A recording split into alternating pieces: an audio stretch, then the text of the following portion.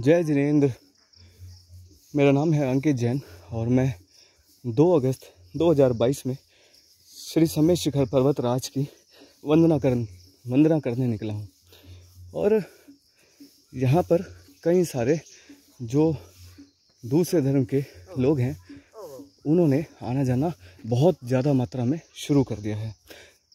कोई दिक्कत नहीं है, वो आ रहे हैं, धर्म की प्रभावना हो रही होगी ऐसा हमें लगता है, लेकिन ऐसा नहीं है, धर्म की प्रभावना नहीं हो रही। अगर आप किसी भी कावड़िया से जो ऊपर चढ़ रहे हैं अन्य धर्म के लोग, उनसे पूछेंगे तो कहेंगे हम शिव जी के मंदिर जा रहे हैं। यानी वो एक भावना लेकर तो जा रहे हैं, लेकिन वो उस भावना को लेकर नहीं जा रहे जिस भावना के लिए ये तीर्थ क्षेत्र है। ये तीर्थ क्षेत्र हमारे 20 तीर्थंकरों की भावनाओं के लिए है, हमारे 20 तीर्थंकरों की मोक्ष स्थली है और उनको ये नहीं पता।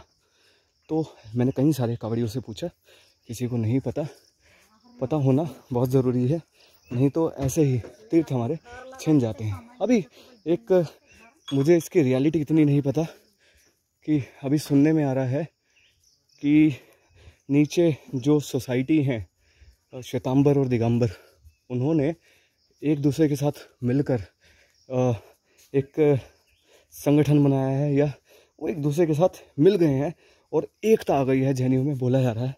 तो पहली बात है, जब घर की लड़ाई हो और बाहर का बंदा घर के लोगों को मारने लगे या घर पर कब्जा जमाने लगे, तो घर के लोगों को आपस में फ़िलहाल सहमति कर लेनी चाहिए, और ये वही चल रहा है। क्योंकि अगर मैं बात करूं, मानसिक मतभेद तो अभी भी बहुत हैं, लेकिन सही है, पहला एक्शन तो लिया गया। धीरे धीरे जब हमारे ये मानसिक मतभेद भी ख़त्म हो जाएंगे तो कहीं ना कहीं बहुत अच्छा होगा। तो एकता बनाए रखनी पड़ेगी, एकता बनाए रखनी चाहिए, और बिना एकता बनाए कोई काम नहीं होगा। मेरी गुजारिश है अपने श्वेतांबरी भाइयों से कि जब वो पर्वतराज पर जाते हैं तो केवल जल मंदिर तक जाते हैं, और उन्होंने अपने बच्चों को भी यही सिखाया है कि जल मंदिर, लेकिन यहाँ से अन्य और भी तीर्थंकर मोक्ष गए हैं। तो बच्चों में संस्कार डालिए कि पूरा समेत शिखर हम जैनियों का है। तो अगर फ्यूचर में श्वेतांबरी कम हो गए या दिगंबरी कम हो गए तो कहीं ना कहीं हम लोगों का ही नुकसान है, और धीरे धीरे ये तीर्थ हमारे हाथों से चला जाएगा। तो हमें ये नहीं करना है। हमें अपने तीर्थ को बचाए रखने के लिए अपने आने वाली जनरेशन को संस्कारित करना पड़ेगा, और उनके मन में ये बातें डालनी पड़ेंगी कि हमारे तीर्थ हमारे पास ही रहने चाहिए। हम अपने अधिकारों की बात कर रहे हैं, तो जब तक ये अधिकार हमारे हाथ में नहीं रहेंगे तब तक सब बेकार है। हम अपने आप को ज्ञानी तभी कहेंगे जब हमारे तीर्थ, हमारे भगवान, हमारे मंदिर हमारे हाथ में होंगे, हमारा अधिकार उन पर होगा। आपने देखा होगा बहुत सारे मंदिर ऐसे भी हैं जहाँ पर हमारी प्रतिमाएं साक्षात दिख रही हैं, जो एक जैन प्राणी जाकर अपने आप देख सकता है, उनकी मुद्रा बता सकता है, देख सकता है, लेकिन स्पष्ट दिखता है कि उन प्रतिमाओं के ऊपर कपड़े रखे गए हैं, उनके ऊपर श्रृंगार किया गया है। अगर बात करें, भातकुली में आदिनाथ भगवान जी का मंदिर है, और उस पर कहीं ना कहीं, क्योंकि वो तो जो आदिवासी थे उन्होंने ही कब्जा कर लिया था, जो वहाँ के गांव वाले थे उन्होंने ही कब्जा कर लिया था, क्योंकि उन्हें पता नहीं था। लेकिन जब महाराज जी ने बताया तो उनको पता लग गया कि हाँ, ये हमारी देव नहीं है, मतलब ये प्रतिमा जी हमारे धर्म से रिलेटेड नहीं है। आज लोग वहाँ पे आते हैं और प्रतिमा जी का अभिषेक देखते हैं, सम्मिलित होते हैं, लेकिन अधिकार वहाँ पर जो जिसका होना चाहिए उनका ही है, यानी हम जैनियों का वर्चस्व जो है जैनियों का ही है। अब यहाँ पर ऐसा नहीं है कि हमने भगवान को अपनी प्रॉपर्टी समझ लिया है, लेकिन अपने तीर्थों पर हमारा ही अधिकार होना चाहिए, क्योंकि धीरे धीरे ये अधिकार का मतलब ये है कि हमारी जो पहचान, हमारी जो प्राइड, अधिकार का मतलब उस पहचान और उस प्राइड से है। तो अगर हमसे ये दोनों ही चीज़ें छीन ली जाएंगी, सोचिए आप एक बिज़नेस कर रहे हैं और बिज़नेस से, उस बिज़नेस में कि आपका है, आपका अधिकार नहीं है, आपकी बातें नहीं चलती, तो क्या आपको लगेगा कि वो आपका खुद का बिज़नेस है? आपके पोस्टर्स छापे नहीं जा रहे, आपके पोस्टर्स को फाड़ दिया जाता है जो आपके ब्रांड के प्रमोशन का है। तो अगर वो पोस्टर्स को फाड़ दिया जाए तो क्या आपको लगेगा कि आपकी प्राइड को नुकसान पहुंचाया जा रहा है? तो कुछ ऐसा ही होता है कि हमें हमारा जो तीर्थ है, हमारे जो अधिकार हैं, उन पर हमारा ही स्वामित्व रहना चाहिए, किसी और का नहीं। तो इन चीज़ों का हमें हमेशा ध्यान रखना पड़ेगा, तभी जाकर हम कहीं ना कहीं एक अच्छे जैन कहलाएंगे, या हम एक निश्चित एक अच्छा भविष्य अपने आने वाली जनरेशन को दे के जाएंगे, एक धार्मिक जनरेशन बना के जा पाएंगे।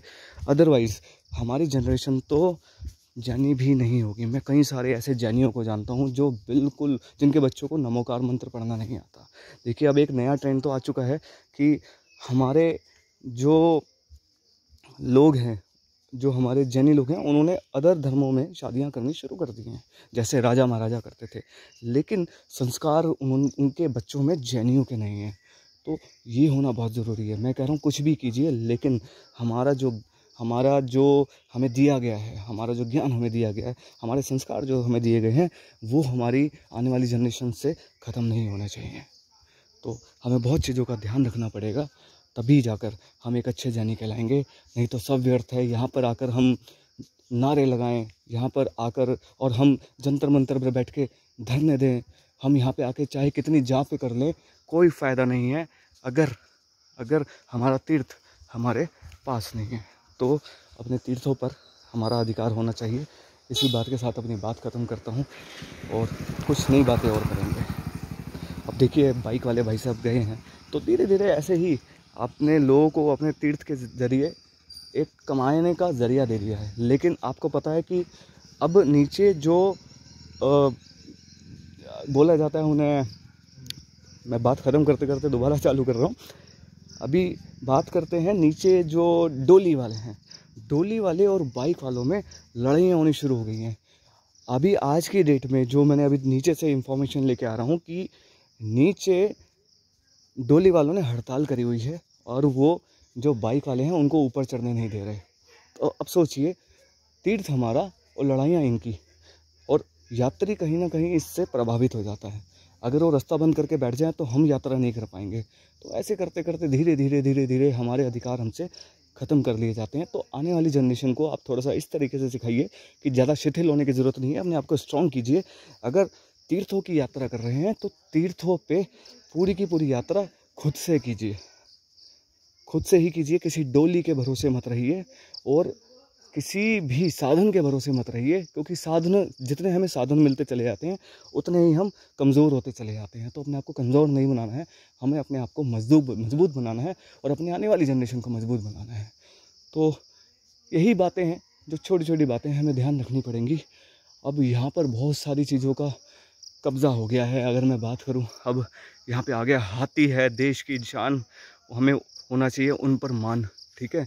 अब क्या है, वन्य प्राणी आश्रयणी पारसनाथ, मतलब यहाँ पर इन्होंने अभी अभयारण्य भी बना लिया है। तो बहुत कुछ हो रहा है। और सोचिए, केवल एक जैन तीर्थ था और आज यहाँ पे शंभुनाथ भी हैं, आज यहाँ पर एक अभयारण्य भी है। CRPF ने यहाँ पर अपना वो जमा लिया है, हक जमा लिया है। यहाँ पे धीरे धीरे क्या है, बस ये हमारा तीर्थ के अलावा और चीज़ों का भी तीर्थ बनता जा रहा है। मुझे इसमें कोई संदेह नहीं है कि आने वाले 10 साल में, 20 साल में यहाँ पर और भी मंदिर हो जाएंगे, और ज़्यादा मंदिर होने के बाद यहाँ पर अन्य धर्म के मंदिरों की बात कर रहा हूँ, वो हो जाएंगे। और धीरे धीरे यहाँ पे अन्य धर्म के लोगों का आना जाना और ज़्यादा हो जाएगा, क्योंकि संख्या में वही ज़्यादा है हमसे। और धीरे धीरे फिर वो ये तीर्थ हमारे हाथों से छूट जाएगा। जैसे गिरनार जी हमारे हाथों से जा चुका है, जैसे बद्रीनाथ हमारे हाथों से जा चुका है। ऐसे करके कई सारे तीर्थ हमारे हाथों से जा चुके हैं और हमारी जनरेशन को बिल्कुल भी नहीं पता। उन्हें यही नहीं पता कि वो हमारा मंदिर था भी। चलिए, हमें तो थोड़ा बहुत पता भी है, लेकिन हमारे आने वाली जनरेशन को तो बिल्कुल भी नहीं पता होगा। अपने जनरेशन्स को प्रक्षाल करना सिखाइए, पूजा करना सिखाइए, मंदिर जाना सिखाइए, नमोकार मंत्र पढ़ना सिखाइए, सब कुछ करना सिखाइए। तब जाकर हम एक अच्छे धर्म की उम्मीद कर सकते हैं। नहीं तो तीर्थ तो जा रहे हैं और जाते रहेंगे। धन्यवाद।